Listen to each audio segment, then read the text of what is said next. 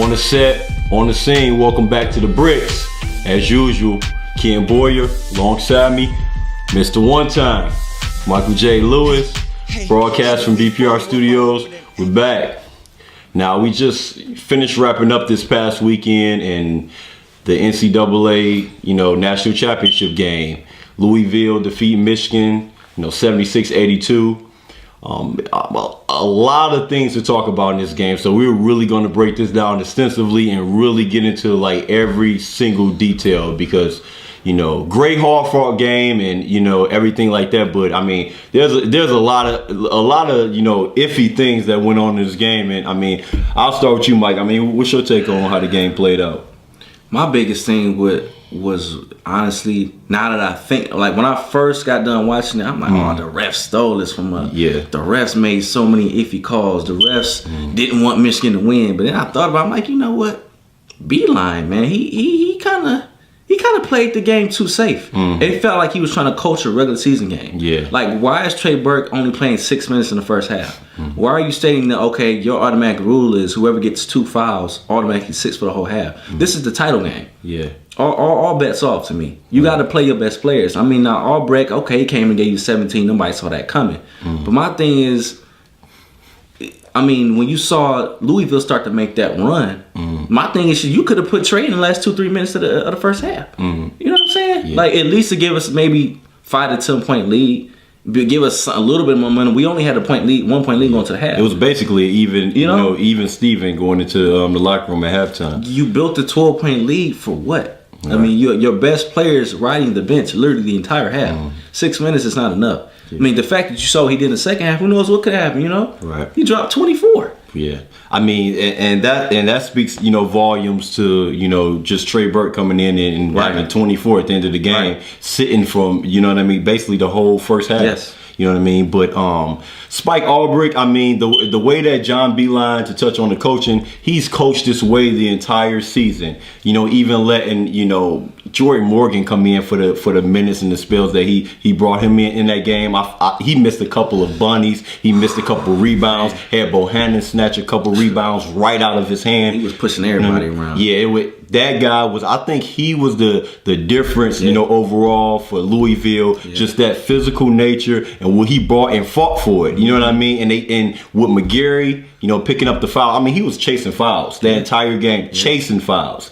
And it was just like, come on, man, you gotta play smarter, gotta play more sound than that, But Spike Albrecht, he came in, lit him up for 17 in the first half. He entered into that game, especially after the first 4 threes he hit, 4 shots he had. I mean, he hadn't missed a shot the entire tournament. Every shot that he hoisted up, he made. Even the ones that was almost from half court. And so John Beeline, he figured that, Trey Burke picks up 2 fouls and he was riding out Spike Albrecht. Now, granted, a little bit too long, but Spike really did what he had to do, giving him 17 points. I mean, from your point guard position, you wouldn't ask for more than that from Trey Burke, even if he was in the game. You know what I mean? So he did ride that wave a little bit. And, the guy Hancock, I mean, he reminded me more of Hancock from the movie or something, with the performance he put on. Yeah, seriously, was the superhero for Louisville.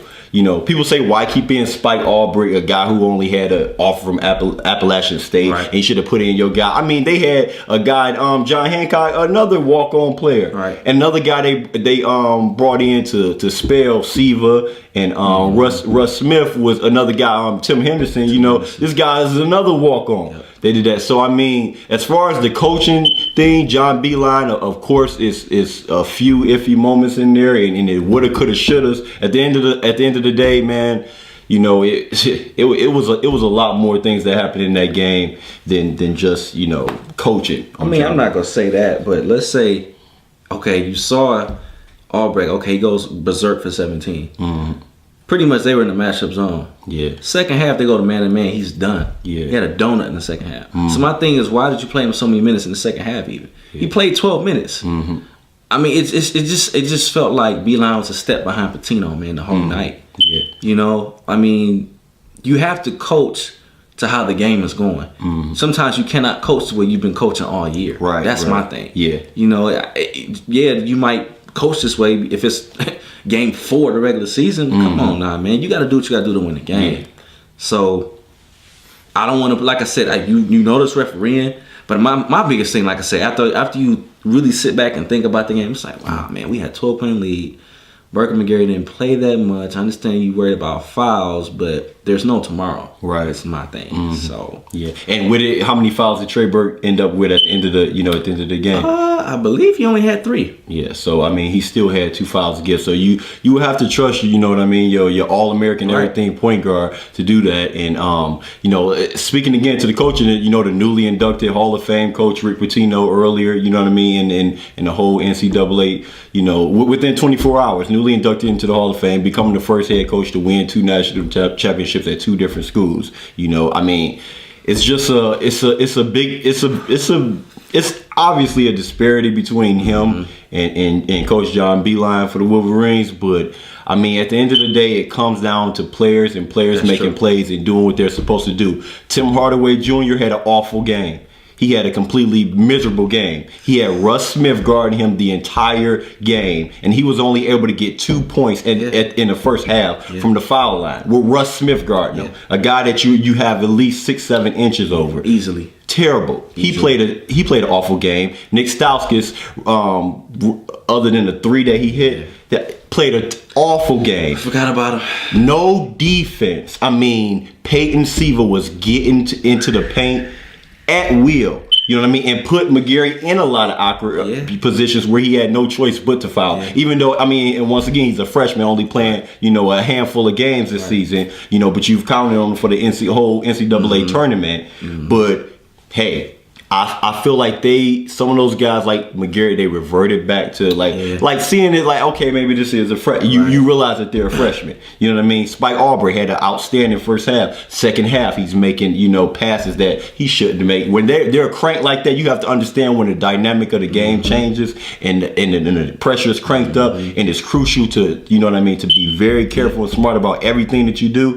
He didn't realize that once again as a freshman. He showed, those freshman stripes, and he made those mistakes and did those things. So, but Bohannon, played just a man's game. Playing against little kids. Yeah, a lot of guys like Charles Barkley spoke to that too. He noticed the same thing. Like above anything, that was the difference in the game. And Jang, he looked like Mitch McGarry looked again in the game against Syracuse, out there passing, grabbing rebounds. They really played their game and played as a championship team. It felt like they was like, we're not gonna lose. Everybody kind of bonded together. Everybody said, you know what?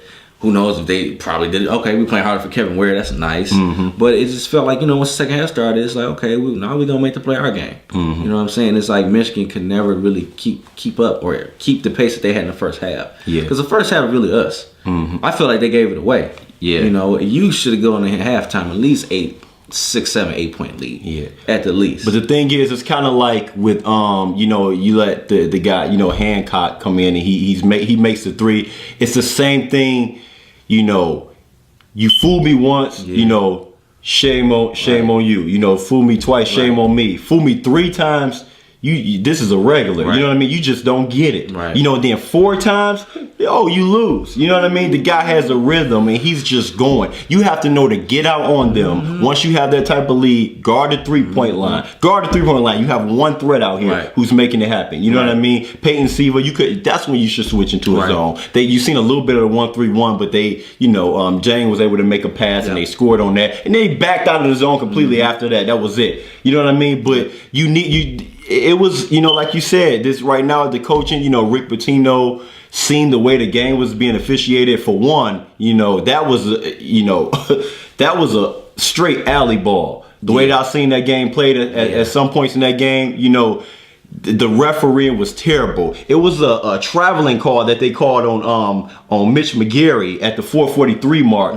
that I seen where he went and got a rebound, fouling every single time the ball came down a rebound. This is what they fouled every single time. They really fouled. You could have called those fouls. They were roughhousing, you know what I mean, and playing that type of game. Then they go and hack Mitch McGarry, Peyton Stephen everywhere. Yeah, and then they call him for a traveling foul. I guess because you can't stay on your feet when you're getting hacked. Right. It's a traveling call. So the referees was really, it was a badly officiated game. They want the night to be over with, I guess, man. No, No, that game it was so bad. It was a bad officiated game. You know, but you know the biggest one. You know the biggest one. Yeah, the block on with Trey Burke. Trey Burke and Payne Z. That was, I mean, that was so much all ball that they should be embarrassed for blowing that. Really, yeah. That was pathetic. Like, it's no way you call that a foul, right? Man. Just look. I mean, and you know, I would say sometimes they have instant replay, but just even from just your eye speed. How could you call that a foul? And we're watching from you know what I mean, from a distance away. These guys are standing on the court right next to him, watching what's going on and seeing what's happening. The thing is, I feel like whether it was,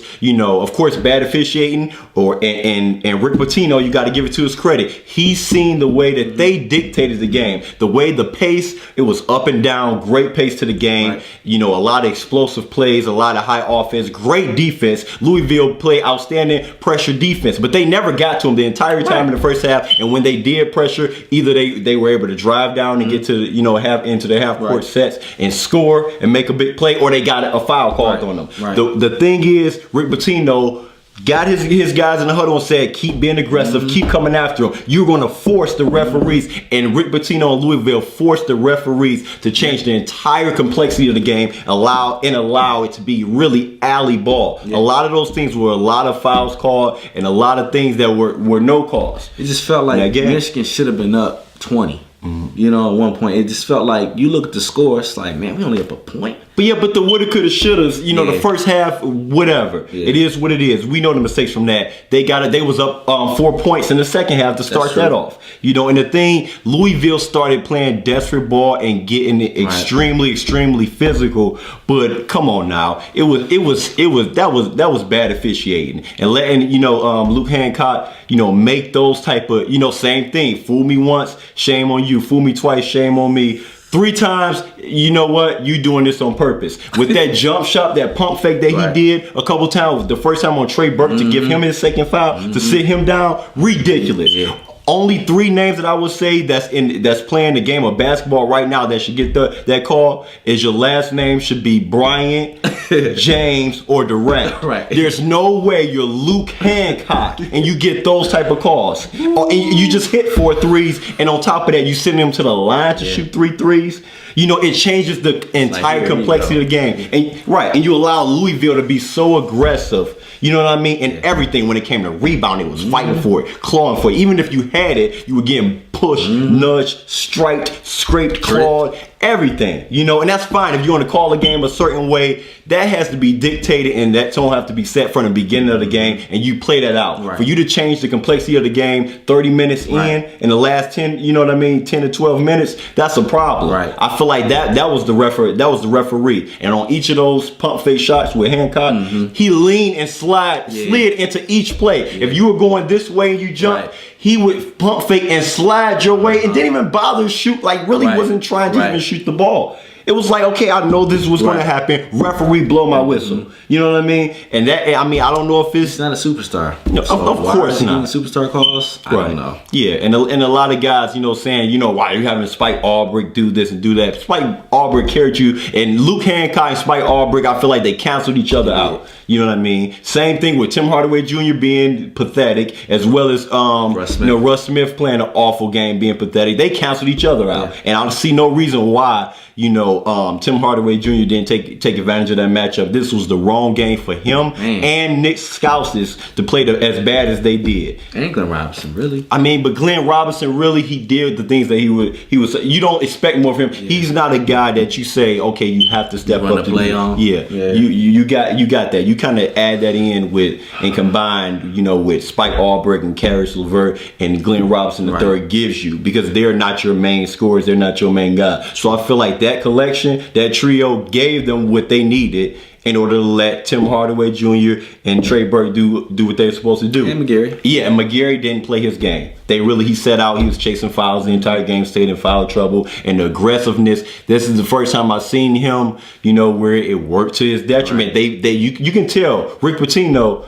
this guy studied that and said he's going to play this way the entire game. We're going to take advantage of that. And the thing is, John Beilein didn't make the, you know what I mean, the right adjustments in that game for that. they were killed on the pick and roll. Yeah. So either Mitch McGary was getting a foul once Peyton Seaver was dancing through the lane, or he scored. You know what I mean? Or he got the ball, he missed it, and Bohannon grabbed the board, smacked out the way whoever was under it, Glenn Robinson III, who's undersized, or Tim Hardaway Jr., who ended up on him for about 10 of his points. So it felt like they almost like the whole thing with Seaver. It just felt like nobody wanted to guard him. It's like, why are you allowing this man to literally walk to the basket? Yeah. Play after play, like, okay, he's not that quick, man. Like somebody get in front of him. And it's a team game. Yeah, it is. It is. So I mean, there's a lot of things that happened that that led to the thing. Peyton Seaver, I have to give him hats off to him though. He did what he was supposed to do, played an outstanding game. Bohannon played a monster man's game. Dang, he played a great game. Those guys came. Hancock, he was Will Smith. You know what I mean, that game. So I mean, it's nothing really you can say. The Wolverines, Trey Burke played like the guy like we thought he would. And when we previewed this game, he was going to be the difference and did that. Even though he played half of the game, that guy was a warrior and a soldier to the end and fought to the end to make things happen. So I mean, congratulations to Louisville for winning the national championship. It was a hard-fought game. I mean, sometimes that's the way the ball bounces. I mean, but with each and every game in the NCAA tournament this year, you could probably make, claims about officiating or, bad coaching calls or, guys just being off that night. But, I mean, this is the game that we love to watch and we love to play. And, hats off to those guys. I feel like there's no losers here. And when we come back, we're going to preview, the next year, seeing what chances these two teams have of being in the Final Four next year and making it to the championship game when we come back. Ken Boyer, Mike Lewis, it's the Bricks.